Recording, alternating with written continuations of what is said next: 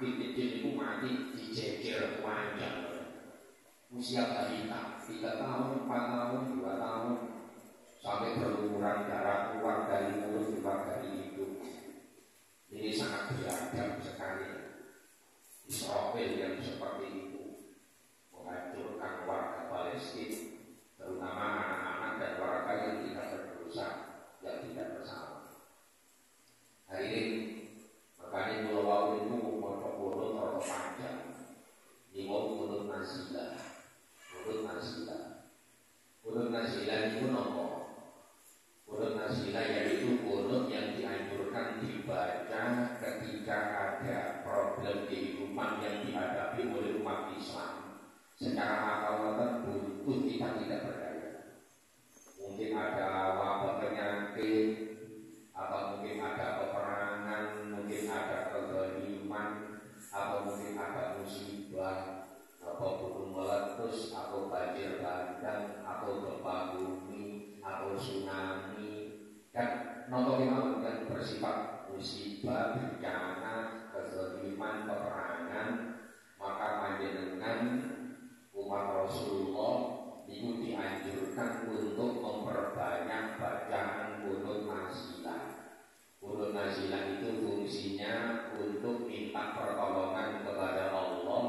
Solusi terakhir ketika manusia buntu tidak berdaya, ilmu pengetahuan tidak sanggup menyelesaikan, teknologi canggih tidak sanggup menjawab, kecerdasan otak sudah angkat tangan, maka satu-satunya solusi manusia harus cari pertolongan Allah.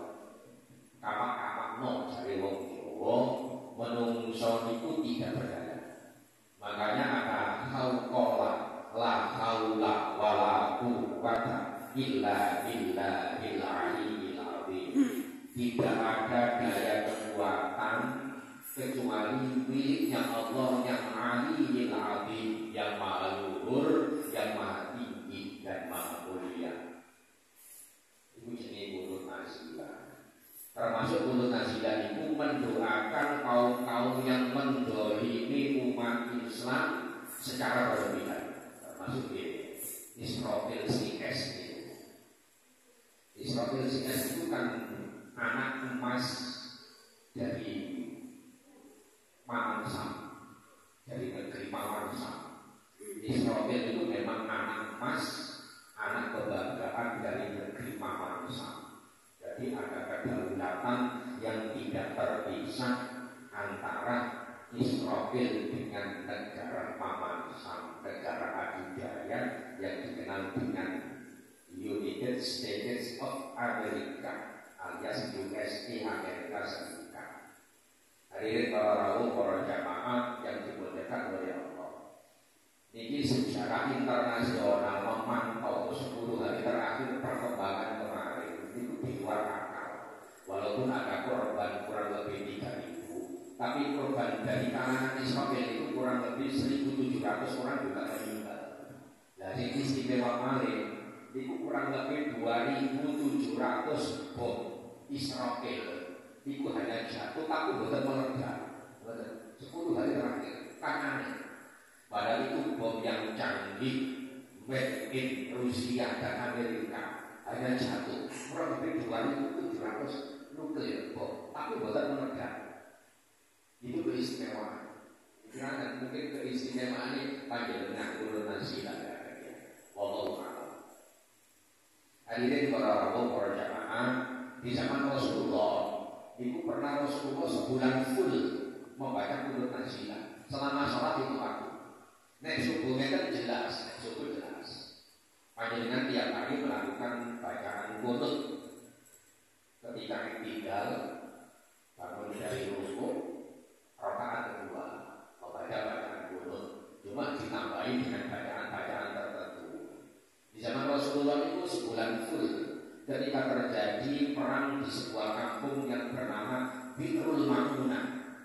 Jadi ada kampung yang bernama Bi'rul Ma'unah. Bi'rul itu artinya sumur, Ma'unah itu artinya sekitar pertolongan. Jadi di situ ada pertolongan sekitar sanibun Allah, kata barokai doa kunut nasilah Rasulullah selama sebulan full.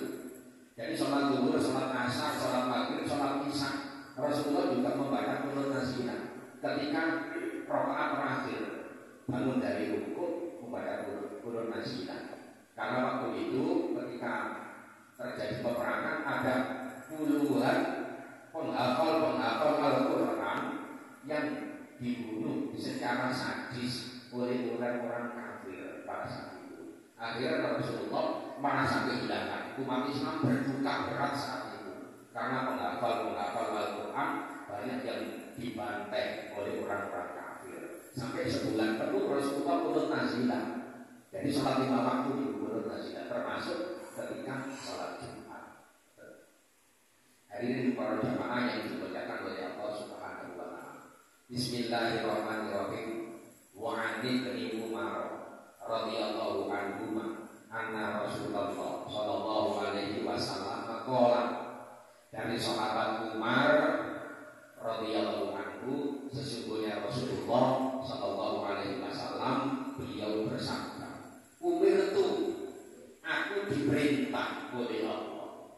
Umirtu perintah marang ingsun saka Gusti Allah an qatilah yen to mateni sapa annasa pira-pira manungsa hatta yashhadu sehingga padha nyaksekno sapa pira-pira manungsa an la ilaha illallah wa anna Muhammadar Rasulullah, yen setuhune ora ana pangeran illallah kejaba Allah, wa anna lan setuhune iku Muhammad dan Nabi Muhammad Rasulullah, Rasul utawi utusan Allah. Wa yuqimu lan padha dumenengake sapa wong akeh sapa anas salat ing salat. Wa yutuna tur padha negakake sapa wong akeh as-zakat ing zakat. Hadirin para jamaah yang dimuliakan oleh Allah Subhanahu wa Ta'ala. Hadis saking Rasulullah dari sahabat Umar bahwa Rasulullah diperintahkan oleh Allah untuk memerangi orang-orang non-muslim sampai mereka membaca syahadatain, dua kalimat syahadat. Memerangi di sini bermakna membunuh kepada orang kafir yang dhimmi, orang yang kafir yang harbi. Orang kafir itu kan ada dua, ada orang kafir harbi, ada orang kafir dhimmi. Orang kafir harbi artinya orang kafir yang sengaja memerangi, memusuhi, membantai, menghabisi umat Islam. Itu orang kafir harbi. Kalau orang kafir dhimmi, itu orang kafir tapi mau hidup damai dengan panjenengan. Toleransinya tinggi, kemanusiaan dan hidup sosialnya tidak bermasalah. Itu orang kafir dhimmi. Itu hak dan kewajibannya sama dengan sesama muslim. Makanya taruhannya, jaminannya itu Rasulullah. Kata Rasulullah, man ada dhimmiyan faqad adani. Barang siapa yang menyakiti orang kafir dhimmi, maka sama saja dengan menyakiti aku. Kata Rasulullah. Orang kafir yang dhimmi yang mau hidup damai, toleransinya tinggi, itu tadi tidak boleh didolimi, tidak boleh disakiti, tidak boleh dianiaya. Hartanya haram untuk diambil, kehormatannya wajib untuk dijaga, untuk dimuliakan. Itu orang kafir yang toleransinya tinggi, yang sosialisasinya baik dan tidak bermasalah dengan umat Islam. Itu berdampingan secara harmonis dengan umat Islam. Mani haram, tidak boleh dianiaya, bahkan tidak boleh dibunuh. Sedangkan orang kafir yang berikutnya itu orang kafir harbi, orang kafir yang nyata-nyata jadi mau boleh perkara, membuka front untuk perlawanan kepada umat Islam. Itu namanya kafir harbi. Maka dalam hadis ini golongan panjenengan diperintahkan untuk memerangi orang kafir harbi, untuk memerangi orang kafir harbi, sampai mereka mengatakan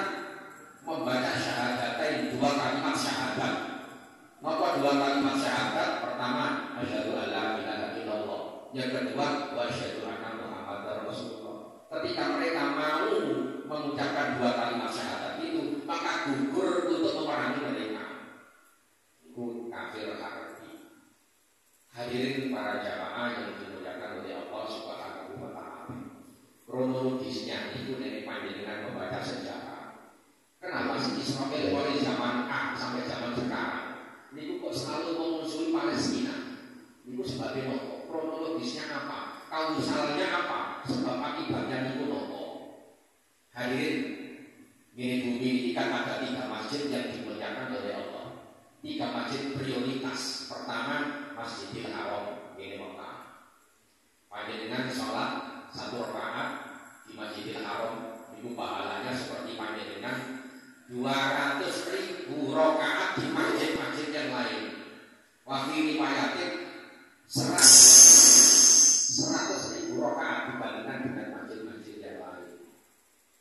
Itu Masjidil Haram. Kemudian masjid yang kedua yang diistimewakan oleh Allah, Masjid Nabawi di Madinah.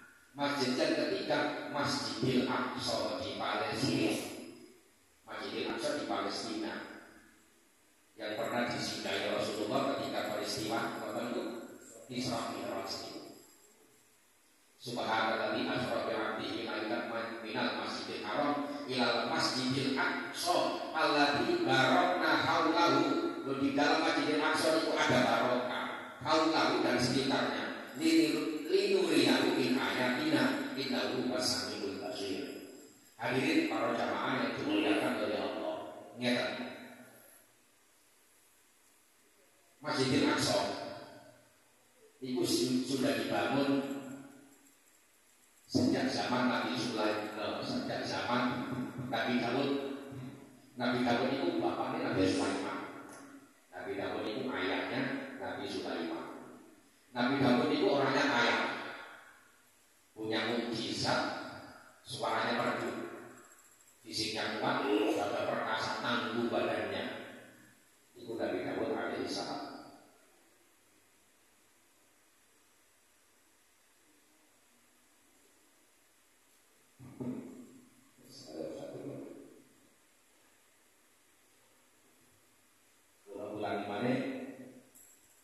Nabi Sulaiman itu putra dari Nabi Daud alaihi salam.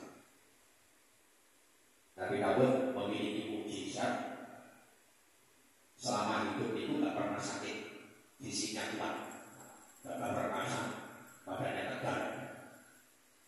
Nabi Daud bisa menundukkan segalanya sampai diwarisi oleh anaknya, oleh Nabi Sulaiman alaihi salam.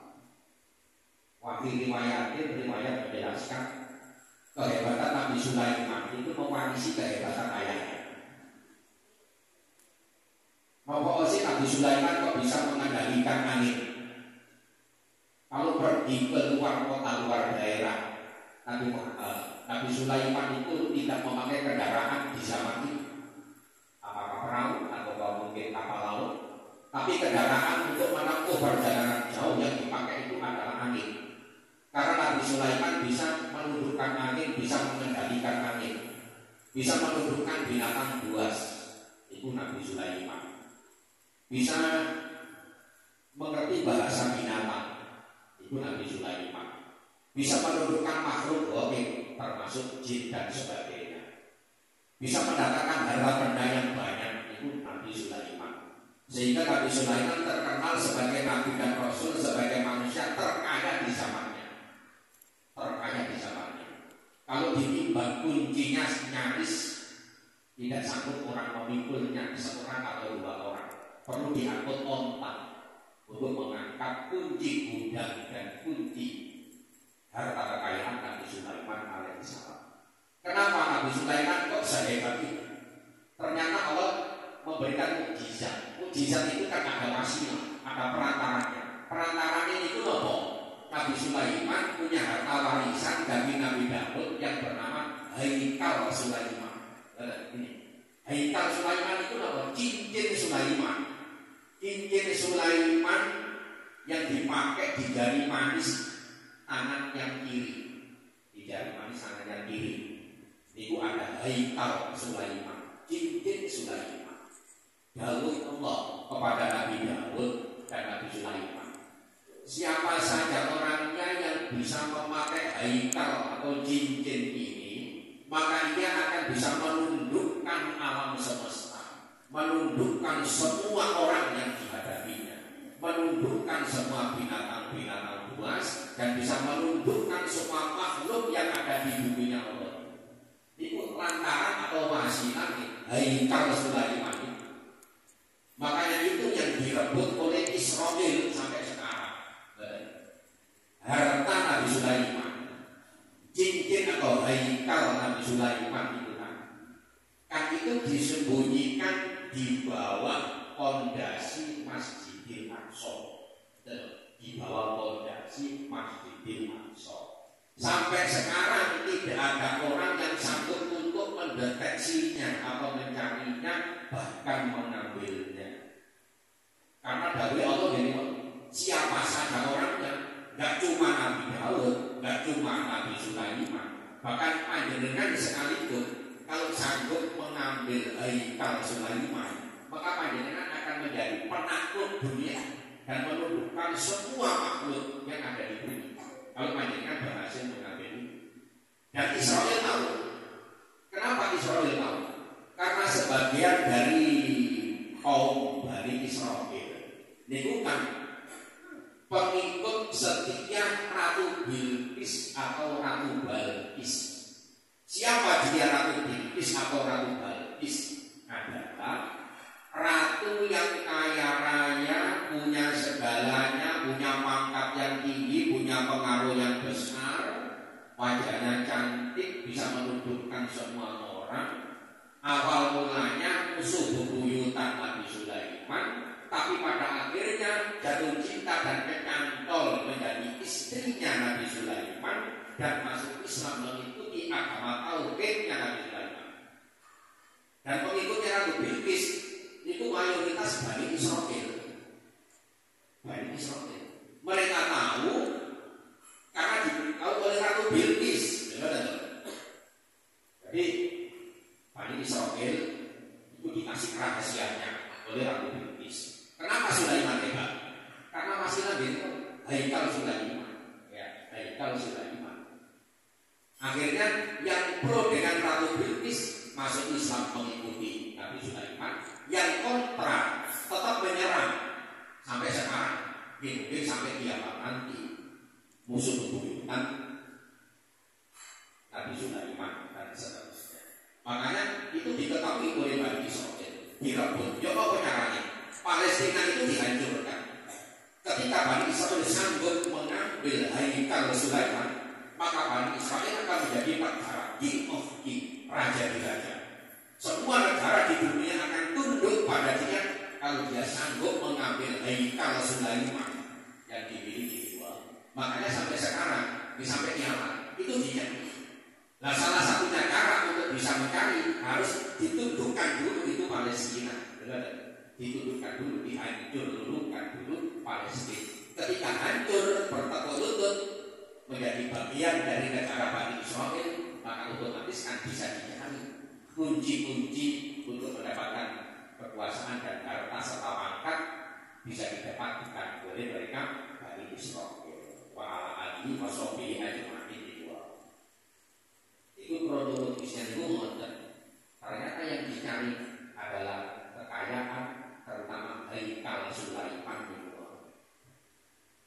Hadirin para jamaah yang dimuliakan oleh Allah Subhanahu wa Ta'ala. Kalau panjenengan membaca sejarah, ternyata di Palestina itu tumbuh orang-orang besar, orang-orang pilihan Allah, termasuk Nabi Daud dari Palestina, lahir dari tanah Palestina. Nabi Sulaiman lahir dari tanah Palestina. Bahkan yang terakhir pengikut itu Imam panjenengan Imam Syafi'i itu di Palestina. Mari ngoten Salahuddin Al-Ayyubi, santri Imam Al-Ghazali itu juga dari Palestina. Jadi komandan pasukan perang salib itu Salahuddin Al-Ayyubi, sekaligus beliau yang mencetus yang pertama kali mengibarkan bendera anti perang salib, dan yang kedua yang pertama kali mengobarkan Maulid Nabi Muhammad itu beliau Salahuddin Al-Ayyubi di Palestina. Jadi Palestina itu memang sejarah orang-orang besar, sejarah orang-orang hebat ada di sana. Tapi dia tidak semudah itu, bisa menundukkan, bisa menghancurkan Palestina. Kenapa tidak semudah itu? Karena ada tangan Allah di sana. Wa makaru wa makarallah, wallahu khairul makirin. Mereka punya makar, punya politik dan strategi berbagai macam cara untuk menghancurkan Palestina. Namun sekali lagi karena di tangan ada tangan Allah. Wa makaru wa makarallah, wallahu khairul makirin. Dan Allah sebaik-baik yang punya makar. Tidak mungkin di sana tangan Allah. Hadirin para jamaah yang dimuliakan oleh Allah Subhanahu wa taala. Nanti Gusti Allah punya cara sendiri untuk menyelamatkan Palestina. Pasti itu dijamin. Bukan mungkin Israel sanggup mengambil Haikal Sulaiman, itu tidak mungkin. Karena ini pun tiga masjid itu masjid yang diistimewakan oleh Allah, tidak mungkin bisa dijamah oleh orang-orang yang ingin menghancurkan. Hadirin para jamaah yang dimuliakan oleh Allah Subhanahu wa taala. Makanya doa Nabi Sulaiman yang terkenal itu kan, Rabbi auzi'ni an ashkura ni'mataka allati an'amta 'alayya wa 'ala walidayya wa an a'mala shalihan tardahu. Ya Allah, dengan tambahi rasa syukur kula dhateng panjenengan, nikmat yang panjenengan anugerahkan dumateng kula sudah tidak terhingga, dan nikmat-nikmat panjenengan yang juga panjenengan berikan kepada orang tua dan leluhur kula juga tidak terhingga. Ini di antara ungkapan syukur beliau Nabi Sulaiman alaihissalam. Hadirin para jamaah yang dimuliakan oleh Allah. Maka perangilah mereka orang-orang kafir harbi, orang-orang kafir harbi, sampai mereka mengucapkan dua kalimat syahadat, asyhadu alla ilaha illallah wa anna muhammadar rasulullah. Hadirin, jadi ketika benteng aman sudah dimasuki oleh orang-orang kafir harbi, maka perintah untuk memerangi mereka gugur karena. Hadirin, kenapa apa? Karena la ilaha illallah itu bukan simbol kekerasan. Itu justru simbol perdamaian. Sebab apa? Ketika orang kafir sudah la ilaha illallah, maka stop. Tidak ada lagi peperangan, tidak ada lagi permusuhan. Seiman seakidah. Perkara beda mazhab tidak masalah. Itu urusan nafsi. Yang jelas ketika akidah sama, la ilaha illallah Muhammad Rasulullah, maka jalur perdamaian sudah dilewati. Tidak ada lagi peperangan saling bunuh. Hadirin para jamaah yang dimuliakan oleh Allah. Makanya kunci surga itu kan ada tiga. Pertama, miftahul jannah la ilaha illallah Muhammadur Rasulullah. Itu pertama, kunci surga. Yang kedua, syafaatnya Rasulullah, itu kunci surga. Inna syafaati di akbaril kabair min ummati. Wa fi riwayatin ila ummati. Inna syafaati, sesungguhnya syafaatku, kata Rasulullah, di akbaril kabair, untuk pelaku dosa-dosa besar. Min ummati ila ummati, untuk umatku. Jadi pelaku dosa besar, asalkan akidah sudah la ilaha illallah Muhammad Rasulullah, maka dia berhak mendapatkan syafaat dari Rasulullah. Walaupun pelaku dosa besar. Jadi kunci surga pertama la ilaha illallah. Yang kedua, sholawat itu adalah pembuka syafaat, dan syafaat itu kuncinya surga. Yang ketiga, kuncinya surga. Miftahul jannah hubbul fuqara wal masakin. Kuncinya surga adalah cinta fakir dan miskin. Ternyata cinta fakir dan miskin itu juga kuncinya surga. Kuncinya surga. Miftahul jannah hubbul fuqara wal masakin. Kunci surga adalah mencintai fakir dan miskin. Hadirin para jamaah yang dimuliakan oleh Allah Subhanahu